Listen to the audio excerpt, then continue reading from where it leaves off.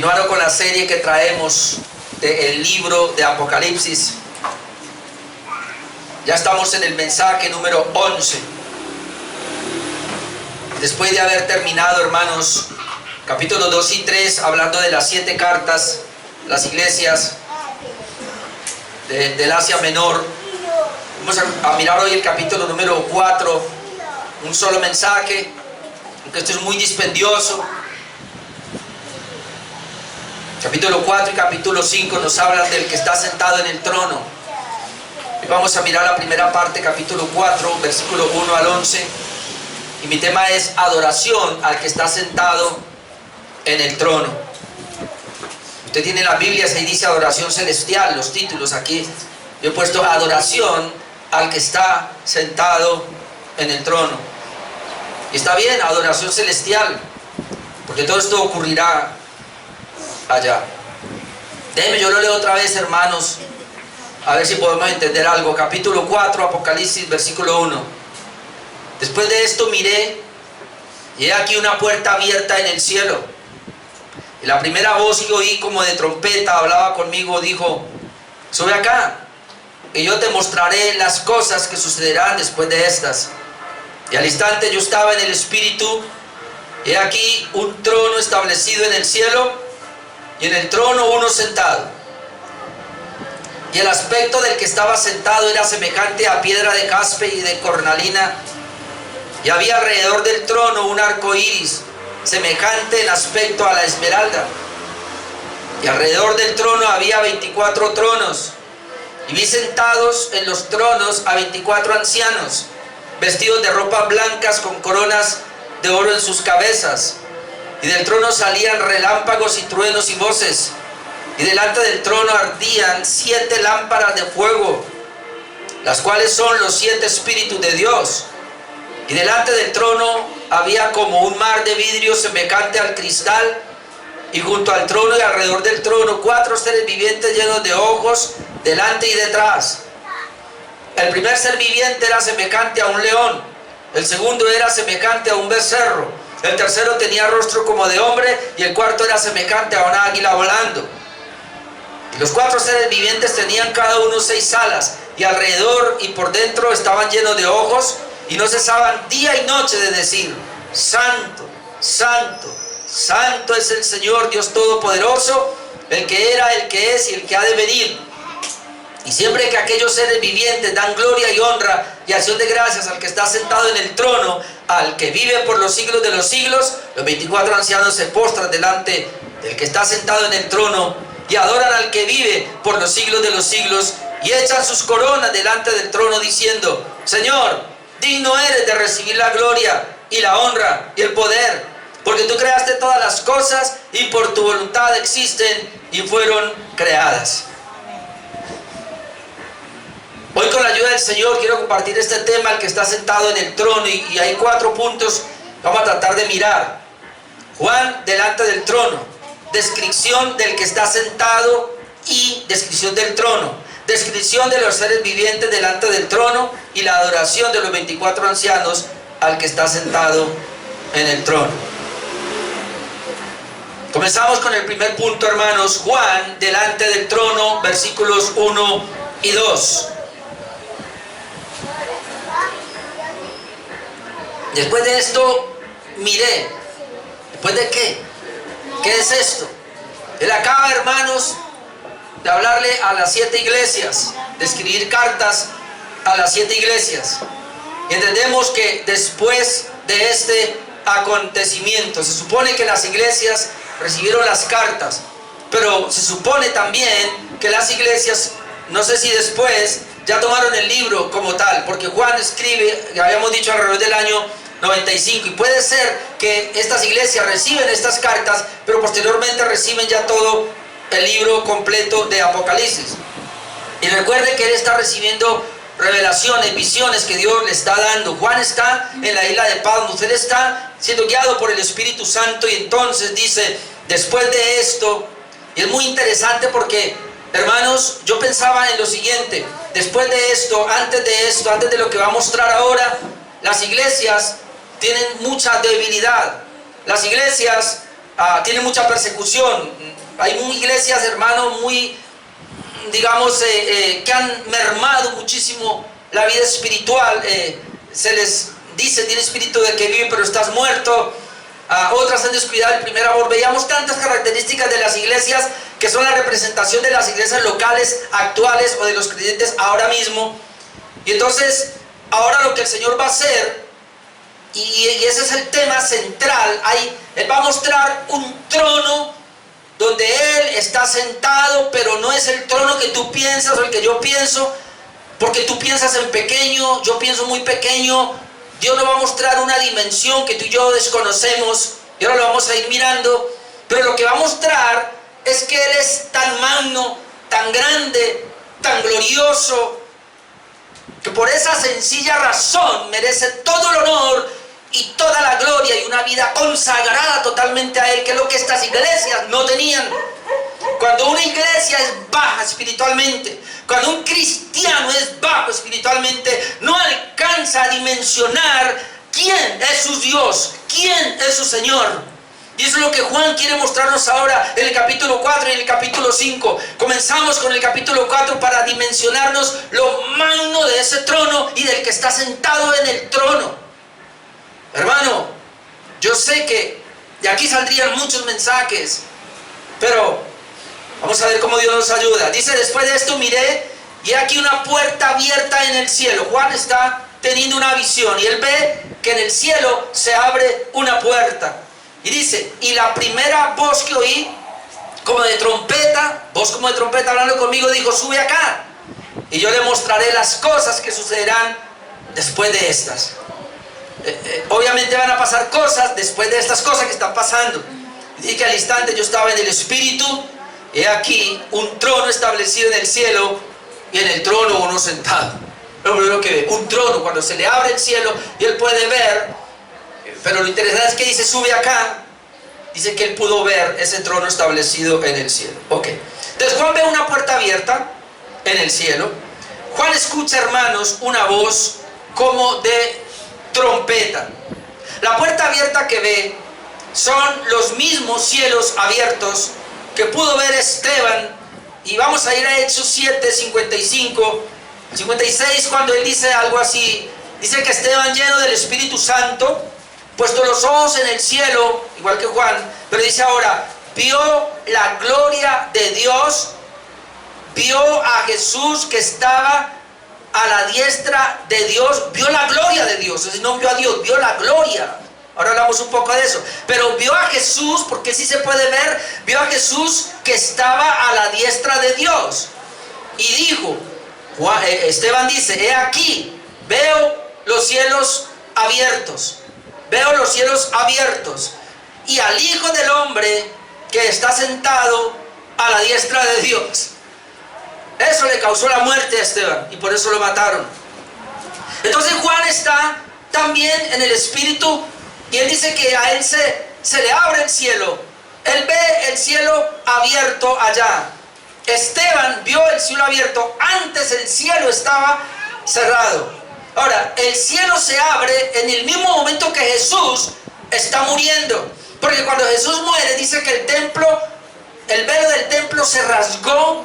Nadie podía entrar al lugar santísimo. Nadie podía ver allá porque ahí estaba la presencia de Dios, como tipificando un cielo cerrado. Por ser pecadores, nadie podía penetrar al cielo. Pero con la muerte de Cristo dice que el velo del templo se rasga de arriba abajo y por primera vez se pudo ver el lugar santísimo, se pudo ver la presencia del Señor. Hebreo dice que ese velo es Cristo, que se rasgó y que Él nos permitió el acceso a la misma presencia de Dios, donde el cielo se abre y ahora hay acceso a esa presencia de Dios a través de Jesucristo. Así que es bien interesante porque estas visiones lo que de alguna manera nos quieren mostrar es que podemos penetrar a la presencia de Dios, hermano. Podemos penetrar únicamente por la obra de Jesucristo, a través de Él. Dice Hebreos, por el camino nuevo y vivo que Él nos abrió a través del velo, a través de su muerte. Y entonces Él está mirando allá, pero luego Juan dice que oye una voz. Y esa voz ya la había oído al principio. Esa voz le dice, ven acá.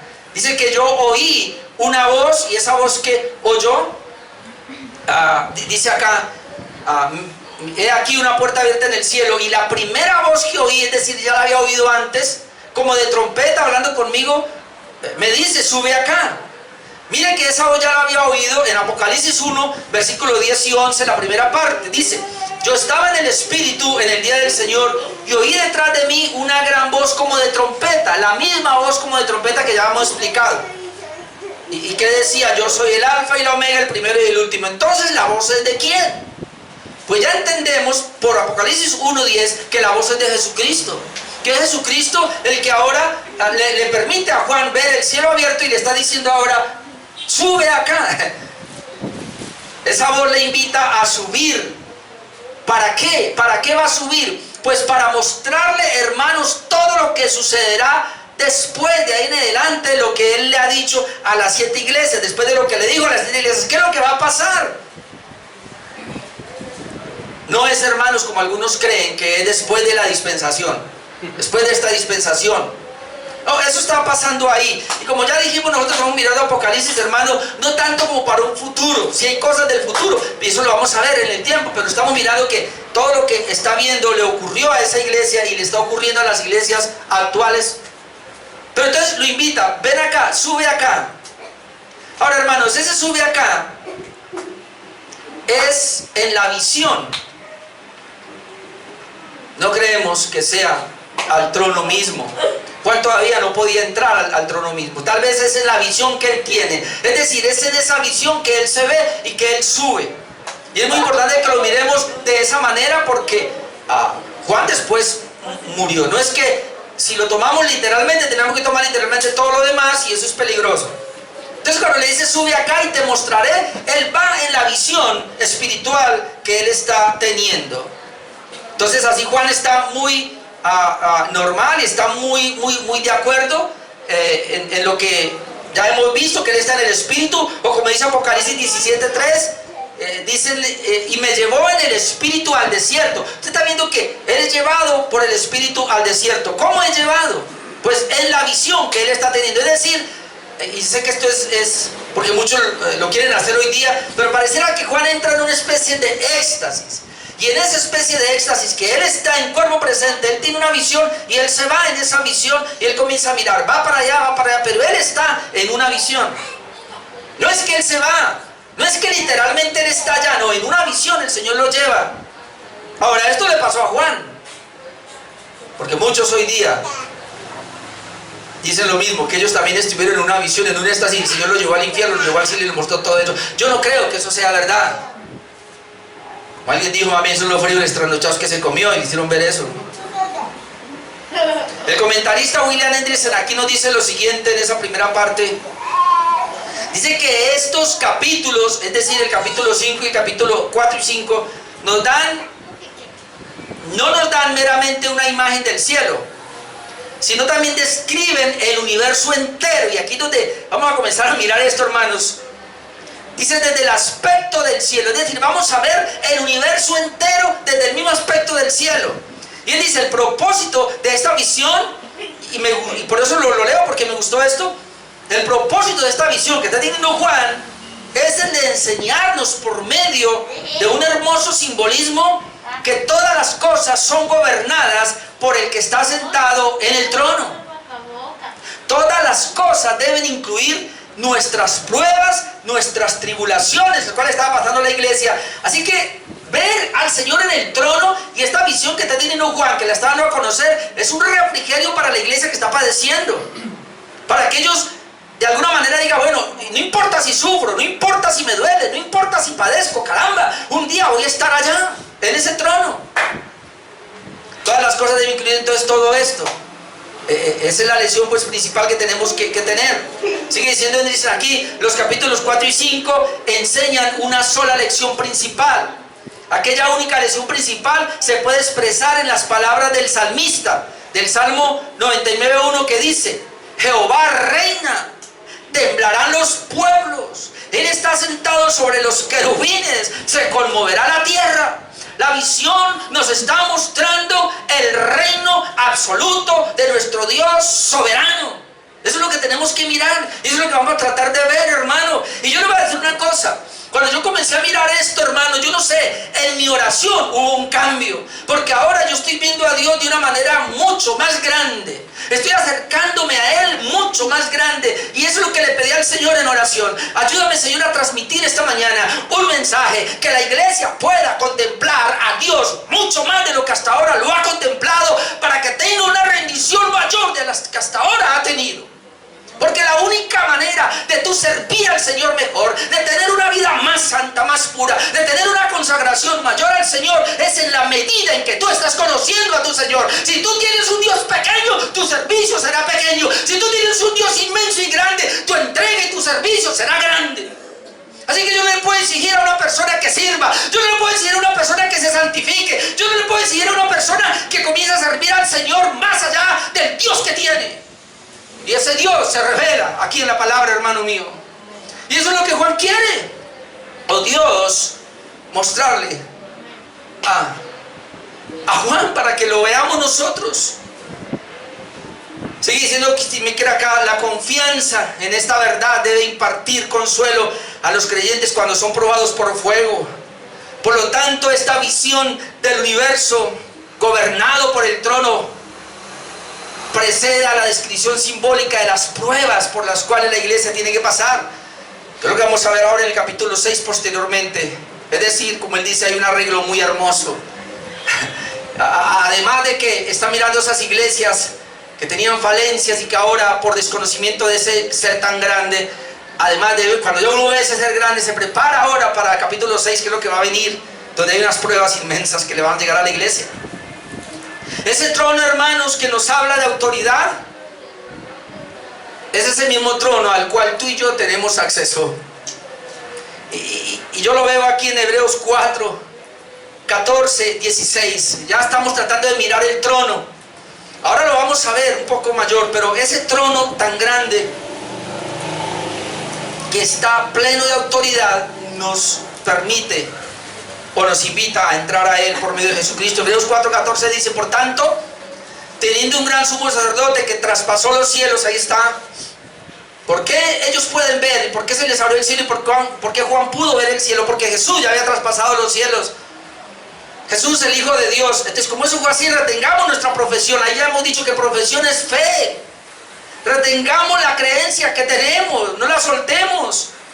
Porque no tenemos un sumo sacerdote que no pueda compadecerse de nuestras debilidades, sino uno que fue tentado en todo según esa semejanza, pero sin pecado. Y luego que nos dice: acerquémonos pues.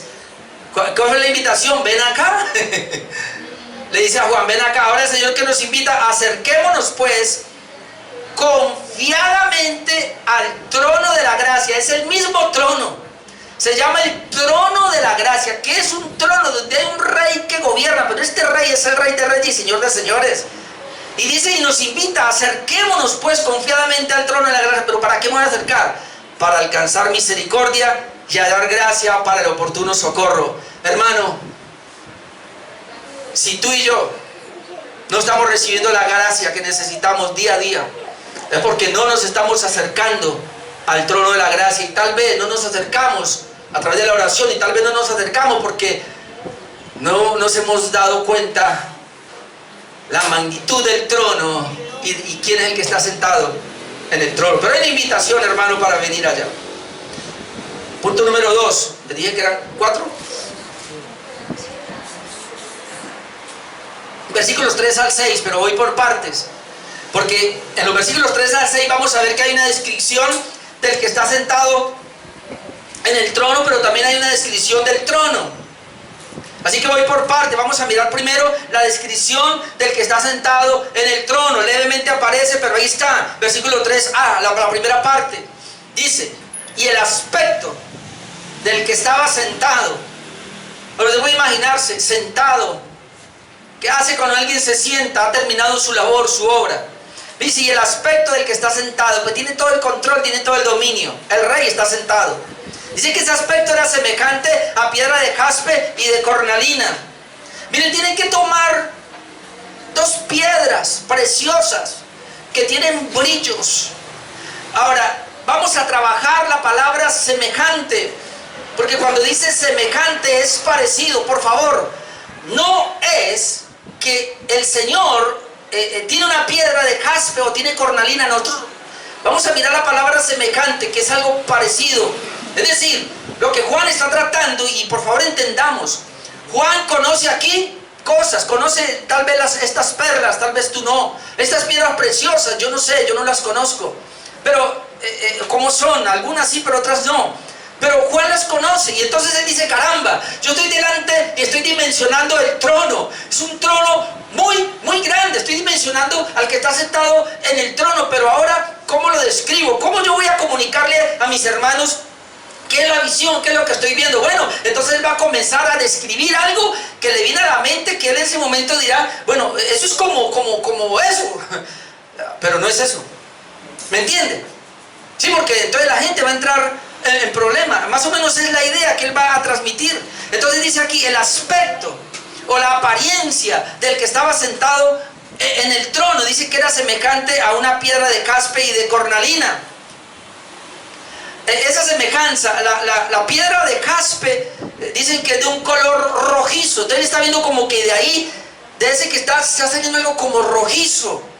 La piedra de cornalina dice que es de color como anaranjado. Entonces él ve que hay un aspecto, y un aspecto rojizo, y es un aspecto anaranjado. Es decir, hermanos, ahí se está comenzando a ver los destellos de la gloria de Dios, que lo único que hace Juan es, que lo que yo estoy viendo aquí, ¿eso se parece a qué?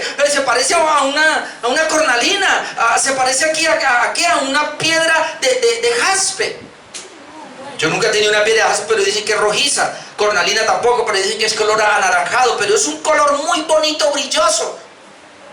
Entonces nos están hablando de la gloria de Dios, del reflejo de su gloria.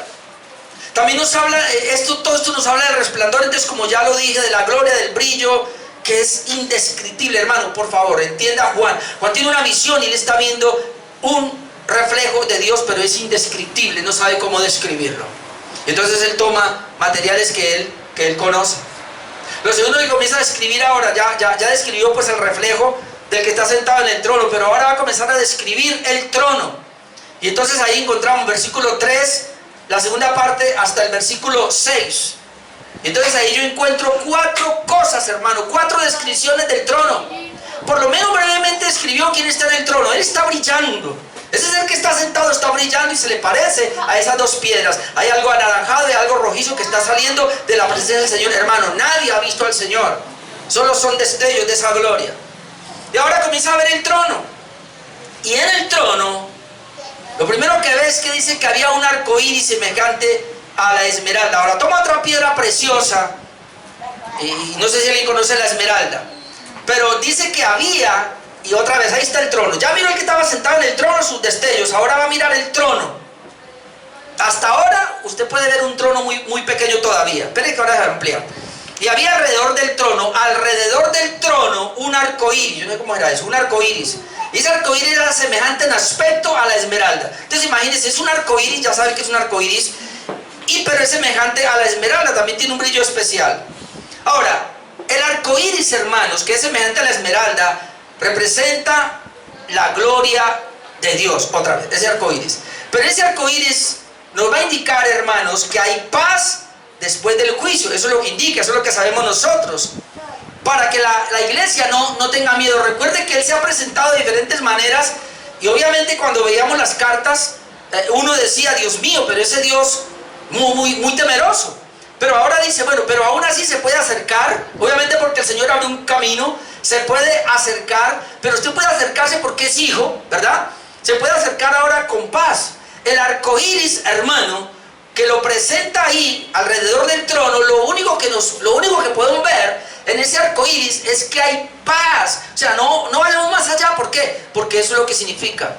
Recuerde, cuando vino el diluvio y se bajaron las personas con Noé, y ellos tuvieron algún temor, obviamente, porque ellos vieron cómo la tierra fue destruida con agua. Entonces el Señor ahora dice que hizo aparecer un arco iris, no para que el movimiento LGTBI lo coja, eso no tiene nada que ver.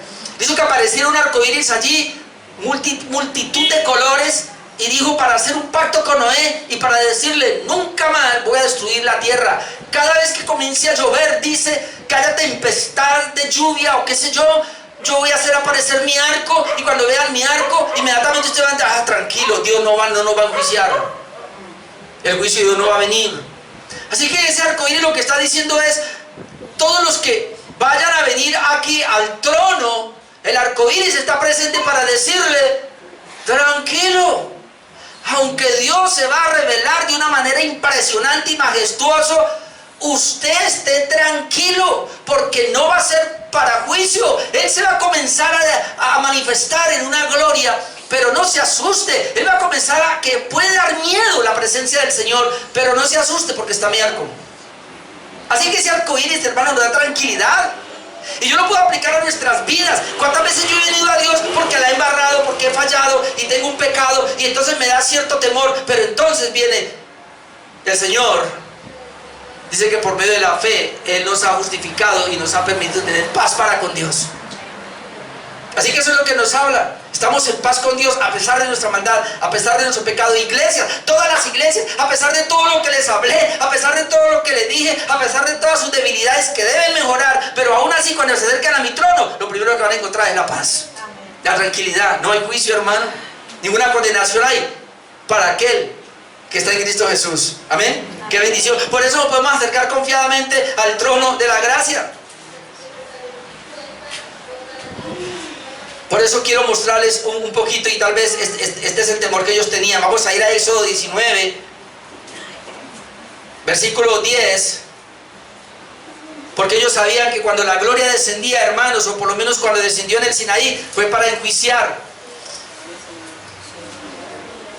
Ahora miren lo que dice Éxodo 19, versículo 10. Voy a leer esto. Jehová dijo a Moisés, ve al pueblo y santifícalo hoy y mañana, y laven sus vestidos y estén preparados para el día tercero.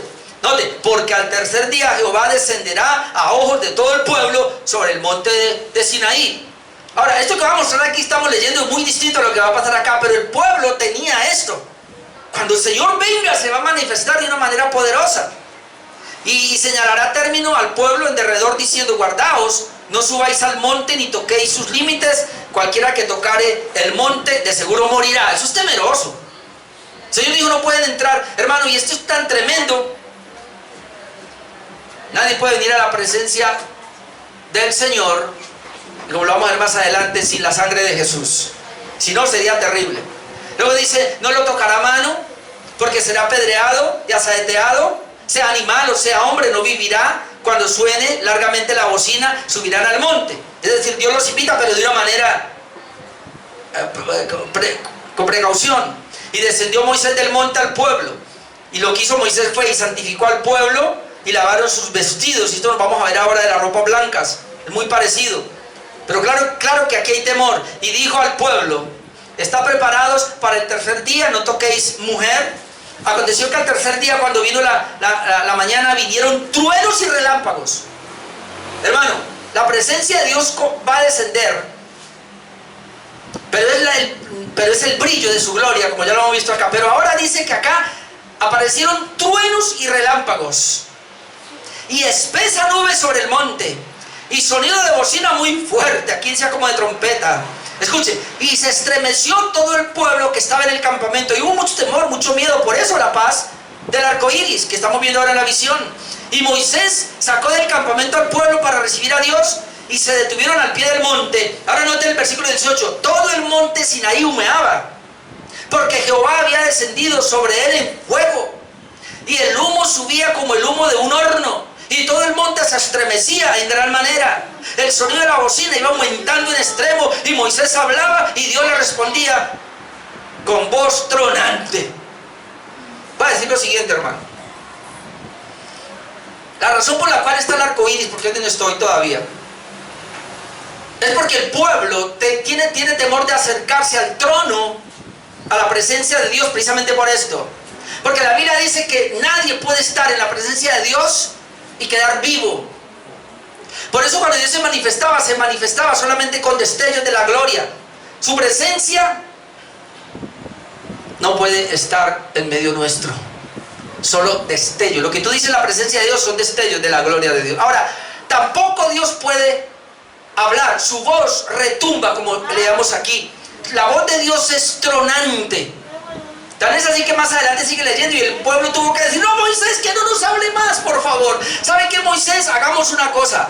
Ve tú y habla y escucha, y tú nos hablas a nosotros. Y aún cuando Moisés vino a hablarle al pueblo, el pueblo dijo: no, no, el brillo de Moisés era tal que ellos dijeron: no, no, no, y se pusieron un velo. Porque nadie puede, hermanos, entrar a la presencia del Señor y no sufrir daño y no sufrir muerte, porque Él es muy tolerante. Le voy a decir algo que Dios me mostraba. Cuando yo le oraba al Señor en esto y decía: Señor, ¿y entonces esto qué es? Porque aquí yo veo a Moisés y al pueblo temerosos de tu presencia. Sin embargo, ahora la visión que está viendo Juan nos está llevando a un trono donde tú estás sentado, pero ya no hay temor. Y nosotros ahora, porque esto va a ser allá en el futuro, y nosotros ahora aquí, entonces, ¿qué va a pasar? ¿Y sabe qué pude entender, hermano? Que Dios es tan misericordioso con nosotros que nos dejó su santa palabra por escrito. Escuchen, Él nos dejó el Espíritu Santo y nos dejó su palabra por escrito. ¿Y sabe por qué no nos habla ahora, sino que nos dejó por escrito? Porque tú y yo no resistiríamos la voz de Dios, quedaríamos fulminados si Él nos hablara, aun si Él se presentara. Así que yo no entiendo a aquellas personas que están diciendo que Dios me habló, que están escuchando la voz de Dios, o aquellos que han dicho que Dios se les presentó, que vieron al Señor, que Él vino a su cuarto y que estuvo con ellos y los llevó. O son muy fantasiosos o muy mentirosos. Pero que yo sepa, aquí en la Biblia Dios nos dejó su palabra para guardarnos a nosotros de la misma presencia de Dios, que es una presencia que mata. ¿Por qué vamos a estar por qué ahorita no vamos a estar, y por qué vamos a estar allá? Porque ya seremos glorificados sin pecado. Y la única razón para entrar allá es no tener pecado. Pero tú tienes y yo tenemos una naturaleza carnal y pecaminosa que nos hace pecar aquí. Así que dele gracias a Dios, y le doy gracias a Dios por dejarme su santa palabra. Y ahora yo tengo que entenderla. Para entenderla tengo que pedirle al Espíritu Santo que me ayude. Pero yo no voy a decirle por ahí: Señor, háblame, porque primero no es Dios el que me va a hablar. Y si Él me llegase a hablar, me mataría. Y cuando pido su presencia, Señor, Él ya está con nosotros y Él no nos va a dar más. Si Él viniera ahorita con todos, como estoy viendo aquí, con toda su gloria, hermano, nos destruiría. No entiendo la gente cómo es que está viendo entonces la Escritura, cómo es que ven a Dios. Dije que 4 cosas. Número 2, alrededor del trono había 24 tronos y 24 ancianos en ellos. Versículo 4. Vamos en Apocalipsis 4:4. Alrededor del trono había 24 tronos. Alrededor del trono había 24 tronos. Ahora imagínense la dimensión entonces del trono. Hay un trono, pero es tan inmenso. Ahora no hemos llegado todavía a la dimensión, pero aún hay 24 tronos alrededor. Y vi sentados en los tronos a 24 ancianos, vestidos de ropas blancas, con coronas de oro en sus cabezas. ¿Quiénes serán estos ancianos? Sencillo, hermanos, y sin ir muy por allá. Los 24 ancianos y sus 24 tronos, posiblemente, aunque hay otras interpretaciones, pero yo estoy de acuerdo con esta, representan a la iglesia tanto del antiguo pacto como del nuevo pacto. Porque Dios le dio autoridad a las 12 tribus de Israel, o a los 12 patriarcas, le dio autoridad. Y Dios le dio autoridad a los 12 apóstoles, y le dio autoridad. Y los tronos son símbolos de autoridad delegada. Es decir, hay un trono grande donde está sentado el Señor. Alrededor hay otros tronos, gente que 24 ancianos sentados representan a la iglesia del antiguo pacto y del nuevo pacto, pero entonces Dios les da autoridad a ellos, por eso están en los tronos. ¿Y por qué digo eso? Porque en Apocalipsis 21, 12 al 14, cuando habla de la Jerusalén celestial, que es simbolismo obviamente, cuando lleguemos allá hablaremos un poco de eso, pero por lo menos leamos ahora. Apocalipsis 21, 12 dice: tenía un muro grande y alto, la ciudad, con 12 puertas. Bueno, el templo acá tenía 12 puertas, y en las puertas 12 ángeles y nombres inscritos, que son los de las 12 tribus de los hijos de Israel. Este templo tiene 12 puertas, Sí, es el templo, no es la ciudad. Y dice que los nombres que están escritos son de las 12 tribus de Israel. Al oriente 3 puertas, al norte 3 puertas, al sur 3 puertas y al occidente 3 puertas. Ahí están los 12. 14. Y el muro de la ciudad tenía 12 cimientos. 12. El muro tenía 12 cimientos, sobre ellos los 12 nombres de los 12 apóstoles del Cordero. 12 y 12, ¿cuántos son? 24. Entonces, ¿quiénes son los que están allí? Ahora, estos tronos representan autoridad y dominio. Brevemente, en Mateo 19, 28 dice lo siguiente. Jesús les dijo: de cierto os digo que en la regeneración, ya es allá, cuando el Hijo del Hombre se siente en el trono de su gloria, que es lo que estamos mirando, el trono, cuando el Hijo del Hombre se siente en el trono de su gloria, vosotros que me habéis seguido, están hablando a los 12 discípulos, también os sentaréis sobre 12 tronos para juzgar a las 12 tribus de Israel.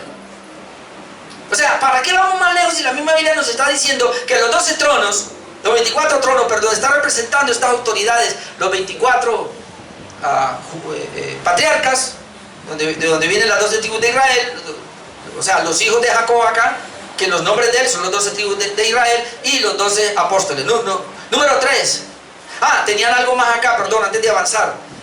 Versículo 4 también nos dice que las vestiduras de ellas eran blancas, está reflejando la santidad y la justicia, de ropas que fueron emblanquecidas, porque a nadie va a entrar con justicia propia, sino que la justicia aquí es la de Cristo, la que ellos tienen. Sus coronas de oro en sus cabezas hablan, vamos a tenerlo ahí, pero por ahora lo voy a decir, nos hablan de qué puede hablar coronas de oro en la cabeza. ¿A quién se corona? A un rey. ¿Por qué se corona? Porque tiene cierta autoridad. ¿A quién se corona? A las reinas. ¿A quién se corona? ¿A quién le dan galardones? ¿A quién le dan distintivos, hermano? Y vaya pensando en esto. Pudiéramos decir que esas coronas de alguna manera están representando todos los logros obtenidos en la vida. Pero déjelo ahí por ahora. Número 3. Del trono salen relámpagos, truenos, voces, lámparas de fuego, versículo 5, y aquí ya comenzamos a mirar ese trono. Y del trono salían relámpagos. Ahora yo quiero que usted mire que es muy similar a lo que acabamos de leer en Éxodo, en el monte Sinaí. Del trono, y otra vez, Juan está tratando, y él tiene una visión, y él está tratando de descifrar lo que él está viendo. Él no puede decirlo todo. Él está hablando de cosas que él puede comprender. Bueno, yo vi que del trono salían relámpagos. Usted sabe que es un relámpago, ¿no? Salían truenos. Salían voces, o decir voces como de trueno. Y delante del trono ardían 7 lámparas. Hermano, ese trono lo estamos viendo que está creciendo porque todo lo que tiene, los cuales son los 7 espíritus de Dios. Entonces podemos decir así brevemente: los relámpagos, los tronos y las voces son expresiones de la voz de Dios. Por eso ya lo dije, cuando Dios habla con relámpagos, habla con truenos. Sus voces, hermanos, retumban. Por eso es mejor, hermanos, ahora tener la Biblia y leerla con la ayuda del Espíritu Santo. Y no exponernos al monte Sinaí, no exponernos a una voz de estas que no aguantaríamos. Luego dice que habían 7 lámparas, pero nos da la interpretación. Las 7 lámparas es la plenitud del Espíritu Santo. Ya lo habíamos visto cuando dice que los 7 espíritus de Dios nos están hablando. No que Dios tenga 7 espíritus, sino que es una simbología para decirnos que es la plenitud del Espíritu Santo. ¿Qué estás viendo ahora en el trono? Si ya lo está dimensionando, en el trono hay uno sentado en el trono, pero ese que está sentado en el trono es el Padre, el Hijo y el Espíritu Santo. Ahí está la bendita deidad, ahí está la bendita Trinidad en ese trono. Versículo 6, del trono, delante del trono y a su alrededor hay un mar de cristal y hay seres vivientes. Versículo 6, y delante del trono había como un mar de vidrio, semejante al cristal. Otra vez traigo la semejanza. Delante del, ahora usted imagínese, está el trono con todo lo que ya hemos descrito, pero dice, y delante del trono, ¿cuál se para? Y delante del trono, dice que había un mar de vidrio. ¿Por qué dice de vidrio? ¿Qué pasa cuando el vidrio refleja el sol? Brilla. Pero era semejante al cristal. ¿Por qué no dijo un río? ¿Por qué no dijo un lago? ¿Por qué dijo un mar? Porque el trono tiene una dimensión que tú y yo no alcanzamos a percibir. El trono de Dios fue tan grande, tan enorme, que cuando Juan mira el trono, él lo único que ve delante del trono es como un río grande, un mar, inmenso. Él no puede ver dónde termina y dónde termina. El trono de Dios es supremamente grande. Porque quien está sentado en el trono, su dimensión es enorme. Y lo que Juan está tratando de mostrarnos es que no es cualquier cosa. Y él lo único que puede mirar hacia allá es un mar de cristal como el vidrio. Y él mira hacia allá y ve un mar de cristal como el vidrio que está delante del trono, de la presencia del Señor. Y junto al trono, alrededor del trono, comienza a mirar que hay 4 seres vivientes llenos de ojos delante y detrás. Ese mar de vidrio, entonces, semejante al cristal, es como un escenario de poder. Pero hay algo interesante, porque él dice que estaba, y más adelante vamos a ver que delante de ese trono se presentaron los 24 ancianos. Más adelante lo vamos a mirar, pero estos 24 ancianos representan a la iglesia tanto del antiguo pacto como del nuevo pacto. Es decir, ahora yo lo invito a que mire lo siguiente. Delante de ese trono, de ese río de cristal, van a aparecer unas personas representadas en los 24 ancianos para adorar. Déjeme, yo me meto en el cuento y le digo lo siguiente. Yo estoy viendo allí, hermanos, a la iglesia del Señor. Usted va a decir, ¿cuántos salvos hay? Desde el primer hombre que fue salvo, a Adán, hasta el último que entre. ¿Cuántos son? Déjeme decirle que en ese mar de cristal, ahí van a estar, y delante del trono. Y yo voy a ir a Apocalipsis 7:13, solamente para que lo dimensionemos. Después vamos a llegar allá a explicar eso. Pero en Apocalipsis 7:13 yo leo lo siguiente. Entonces uno de los ancianos habló diciéndome: estos que están vestidos de ropas blancas, ¿quiénes son? ¿Y de dónde han venido? Yo le dije: Señor, tú lo sabes. Y él me dijo: estos son los que han salido de la gran tribulación. Y cuando lleguemos allá vamos a ver que la gran tribulación, bueno, la alcanzamos en todos los niveles. Pero ¿qué pasó? Han salido y han lavado sus ropas y las han emblanquecido en la sangre del Cordero. Ahora note acá, otra vez, han lavado sus ropas y las han emblanquecido en la sangre del Cordero. Así que es la iglesia del Señor del antiguo pacto y el nuevo pacto. Verso 15. Por esto, a consecuencia de eso, están delante del trono de Dios. ¿Qué vio Juan? Vio el trono, a uno sentado, comenzó a describir cosas, pero vio un mar de cristal que está en todo el frente del trono. Pero ahora yo estoy viendo ahí que en ese mar de cristal, es lo que yo puedo ver, que está delante del trono, está toda la iglesia del Señor. Porque dice que estos están delante del trono de Dios y le sirven día y noche en su templo. Y el que está sentado sobre el trono extenderá su tabernáculo sobre ellos. Aunque después vamos a llegar allá a explicar eso, pero por lo menos téngalo ahora. Por eso él vio ese mar de cristal, porque ahí, hermanos, vamos a caber todos. Ahora, los 4 seres vivientes llenos de ojos que vio por delante y por detrás representan a todos los seres vivientes desde los 4 ángulos de la tierra. Y yo sé que aquí hay muchas interpretaciones. ¿Quiénes son estos 4 seres vivientes? Lo que podemos ver, hay unas traducciones que dicen que son criaturas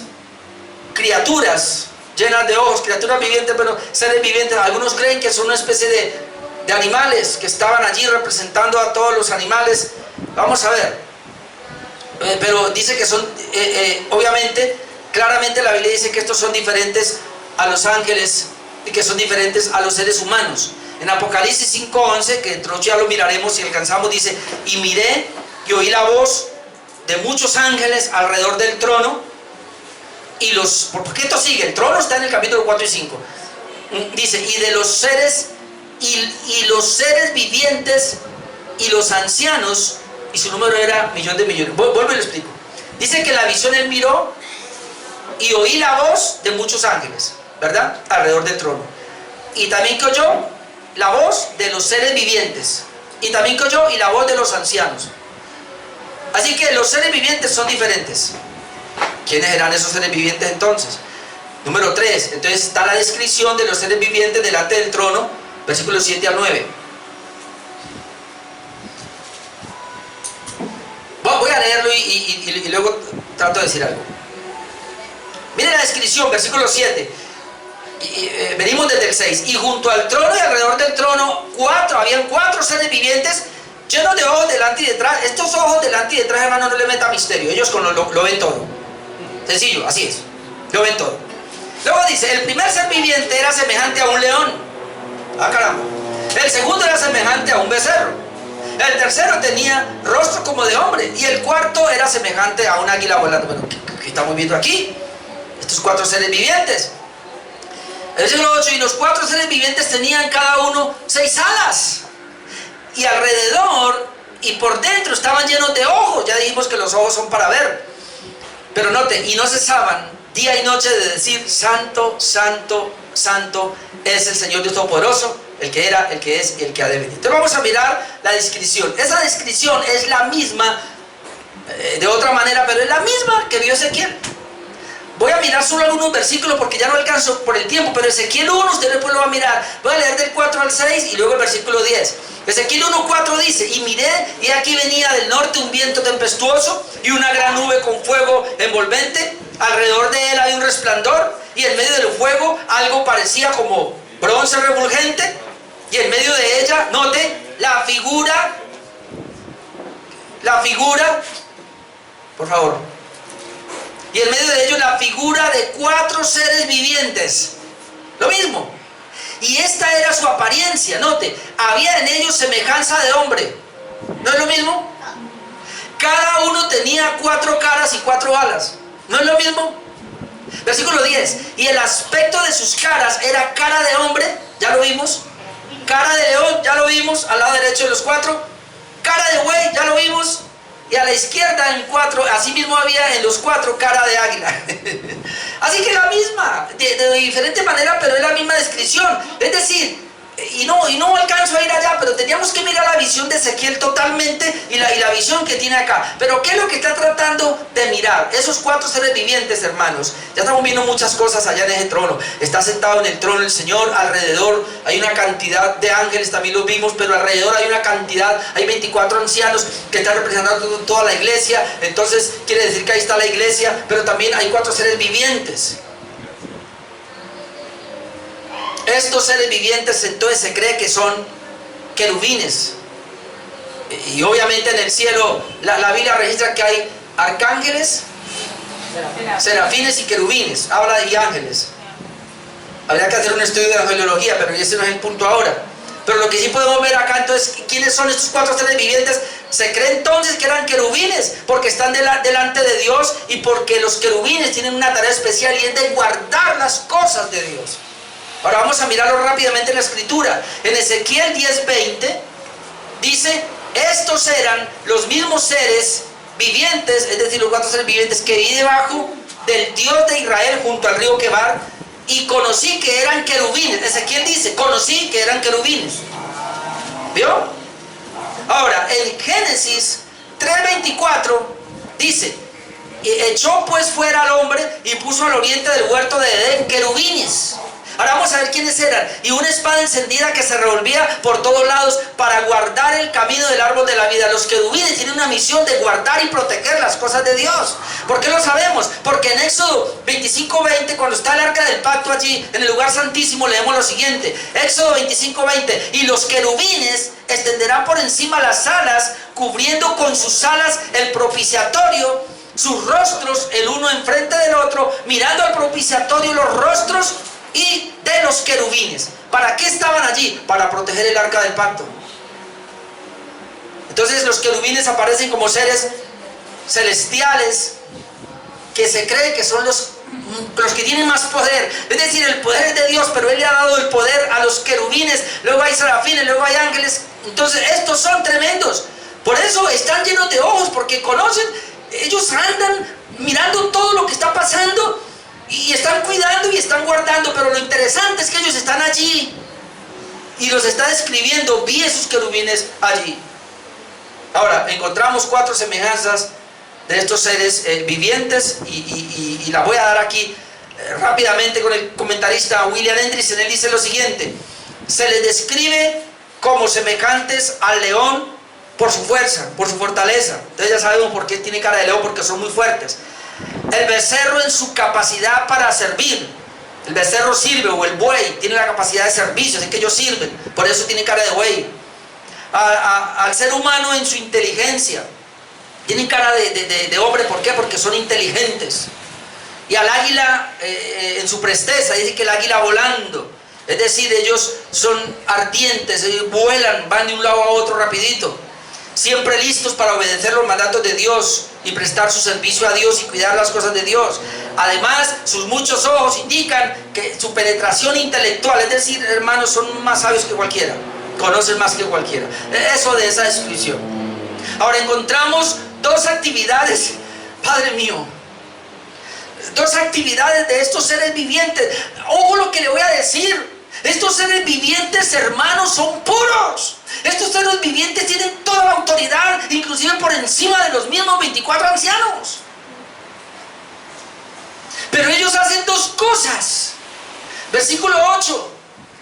Todo el tiempo adoran la santidad de Dios.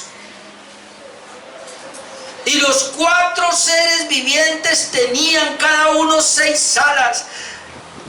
Y alrededor y por dentro estaban llenos de ojos. Y esta es la actividad, lo que hacían. Y no cesaban, no paraban. No hay un momento donde se para. No cesaban día y noche de decir: Santo, Santo, Santo es el Señor, Dios Todopoderoso. El de ayer, el de hoy y el que viene. El que era, el que es y el que ha de venir. Lo primero que yo veo, hermanos, es que ellos contemplan todo el tiempo la santidad de Dios y ellos están expresando su santidad.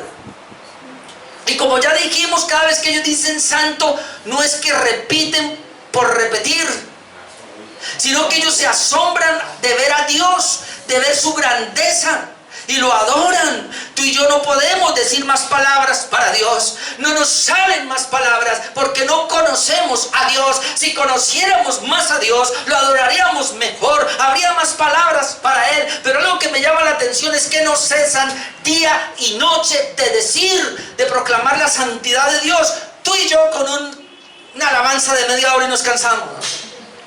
Tú y yo con un culto que no demora las 2 horas y estamos corriendo. ¿Ah?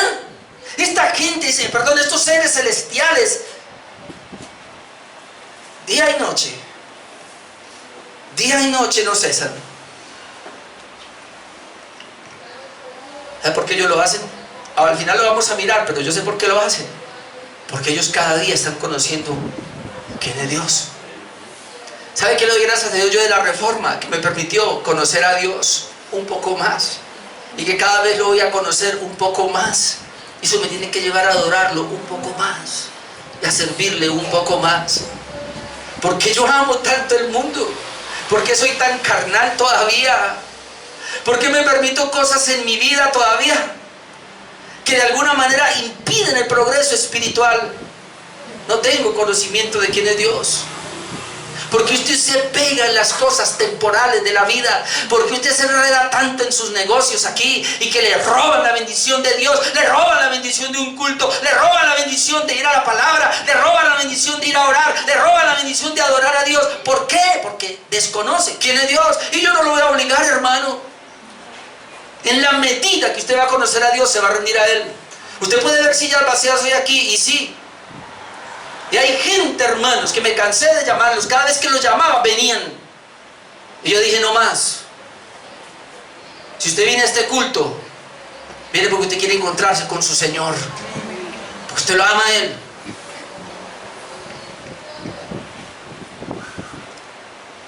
Esa misma canción, hermanos, la encontramos en Isaías 6, del 1 al 3. En Isaías 6, del 1 al 3, leemos: en el año que murió el rey Usías, vi yo al Señor sentado sobre un trono alto y sublime. Note, Isaías tiene una visión semejante. Sus faldas llenaban el templo. ¿Está viendo a Dios tan grande? Por encima de él había serafines, ahí están. Bueno, aquí dice serafines, estamos hablando de querubines. No sé qué diferencia sea eso. Cada uno tenía 6 alas, es lo mismo. Con dos cubrían sus rostros, con dos cubrían sus pies, con dos volaban, y el uno al otro daba voces diciendo: Santo, Santo, Santo, Jehová de los ejércitos, toda la tierra está llena de su gloria. Es decir, cuando ellos van por la tierra, lo único que ven es la gloria de Dios. Hermano, yo le agradezco a Dios. Yo no estoy saliendo a montar ciclismo, estoy conociendo, y yo no hago sino darle la gloria a Dios por esos árboles diferentes, por esas aves distintas, por esos animales diferentes que veo, por cosas que yo no conocía, y alabo la gloria de Dios en esa creación. Amén, gloria a Dios. Cuando vamos de vacaciones, vamos a ir a un lugar desconocido. Usted no sabe, hermano, busque que ahí está la gloria de Dios. En esas matas que están allá, ahí está la gloria de Dios. Los cielos cuentan la gloria de Dios. Estos serafines que van de un lado para otro, donde quiera que ven la obra de Dios y adoran al Creador. Versículo 9, en su adoración reconocen la gloria y la honra de Dios. Versículo 9, Apocalipsis, 5 minutos más, hermano. Apocalipsis 4:9 dice: y siempre que aquellos seres vivientes dan gloria, porque eso es lo que hacen, dan gloria y honra, eso es lo que hacen, y acción de gracias. ¿Qué hacen? Dan gloria al Señor, le dan la honra al Señor, son agradecidos con el Señor. Dice que siempre que hacen eso, el que está sentado en el trono, al que vive por los siglos de los siglos, eso es lo que ellos hacen.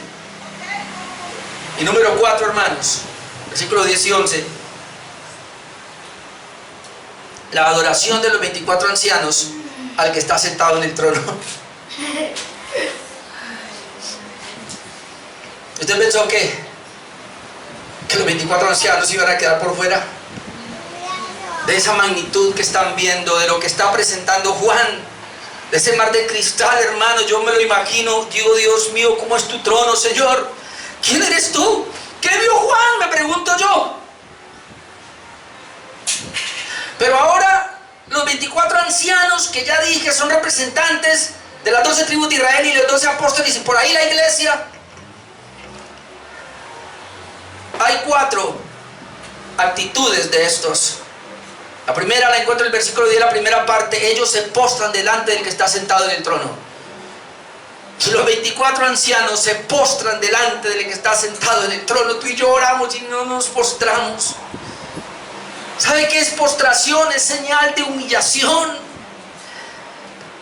Yo le pedía perdón al Señor estos días. Señor, me he vuelto a veces tan seco contigo que oro sentado. Antes yo hasta me postraba y me tiraba en el suelo, me arrodillaba, pero ahora sentadito oro. Y le estoy pidiendo a Dios que me ayude a recuperar eso. Y cuando me postro, le digo: Señor, yo no soy nadie. Vengo a ti porque no soy nada. Se postran delante de Dios. Segunda actividad que hacen: ellos adoran al que vive por los siglos. Versículo 10, ve, y adoran. Se postran y ahora y adoran al que vive por los siglos de los siglos. Esta palabra adoran es que tienen palabras para decirle al Señor. Lo único que saben es adorar. Número 3, ellos arrojan sus coronas delante del trono. Versículo 10, la última parte: y echan sus coronas delante del trono. Y eso ahí hay algo muy fuerte. Porque ¿qué es lo que le da valía al hombre aquí en la tierra?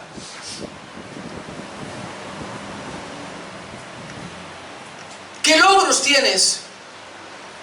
¿Qué reconocimientos te han dado? Yo no estoy en contra de esto, pero yo conozco muchos pastores que están llenas sus paredes, sus oficinas de reconocimientos, de títulos. No sé si desde el kinder, primaria, bachillerato, teología, por estos lados filosofía, psicología, todo lo que han estudiado, y ahí están los reconocimientos. ¿Qué reconocimiento te han dado en la empresa? ¿Qué sé yo? ¿En qué te glorías? ¿Qué vas a mostrar? ¿Qué le quiere usted mostrar a los demás, a los seres humanos? ¿Qué tengo yo para mostrarle como algo que yo he hecho?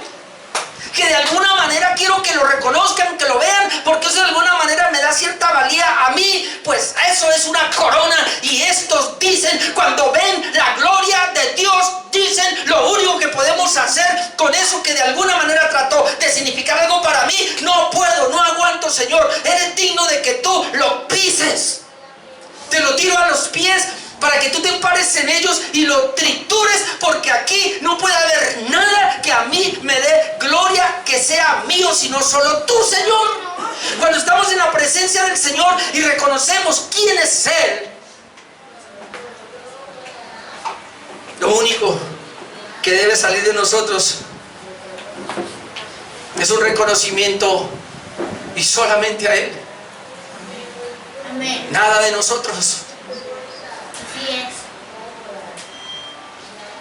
es. Echan sus coronas, ellos alaban al Señor, ellos se postran a los pies del Señor, ellos adoran al Señor, ellos quitan sus coronas y las tiran delante del trono, echan sus coronas delante del trono. Y mire lo que dicen, y esta es la cuarta parte, ellos dan la razón del por qué solo Él es digno de recibir la adoración. Versículo 11,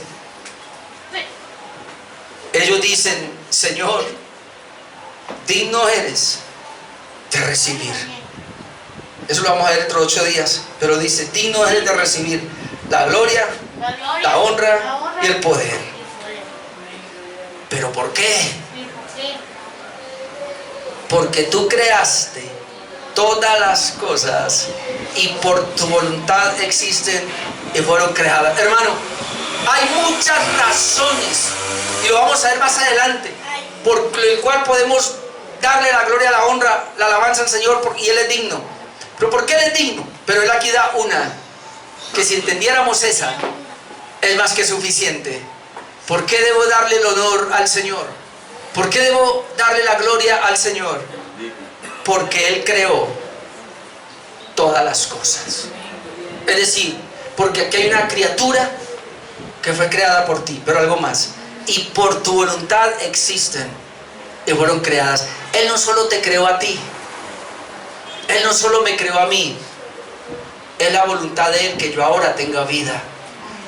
Hermano, si usted entiende esto, usted no va a tener ninguna reserva para adorar al Señor. Usted no va a tener ninguna reserva para entregarse a Él, para servirlo a Él, porque lo primero que usted va a ver es decir: Señor, yo no tengo vida en sí, tú me diste vida y eso es suficiente, pero además tú me conservas la vida. Es decir, por tu voluntad estoy yo aquí de pie, por tu voluntad tú estás aquí, por la voluntad de Dios estás en este lugar, por la voluntad de Dios tenés tu esposo, tu esposa, por la voluntad de Dios tenés tus hijos, por la voluntad de Dios tenés ese negocio, tenés la economía, todo lo que te llega, el aire que respiramos, la lluvia que cae, el sol, todo eso es la voluntad de Dios para nosotros. Así que Él es digno de que le adoremos, de que le alabemos. ¿Por qué? Porque Él hizo todo. Y porque por su voluntad existe todo lo demás. Razón suficiente para que adoremos. Y termino con esto. A manera de conclusión, hermano, afirmamos que todo esto no es más que el reconocimiento a la majestad de Dios, tanto en el cielo como en la tierra. Apocalipsis 7, versículo 9 a 12. Leo esto y terminamos. Dice así: después de esto miré, y aquí una gran multitud, la cual nadie podía contar, de todas naciones, tribus, pueblos y lenguas, que estaban delante del trono y en la presencia del Cordero, vestidas de ropas blancas y con palmas en las manos, y clamaban a gran voz diciendo: la salvación pertenece a nuestro Dios que está sentado en el trono y al Cordero. Note, y todos los ángeles estaban en pie alrededor del trono, y de los ancianos y de los 4 seres vivientes se postraron sobre sus rostros delante del trono y adoraron diciendo: amén, la bendición y la gloria y la sabiduría y la acción de gracias y la honra y el poder y la fortaleza sean de nuestro Dios por los siglos de los siglos. Amén.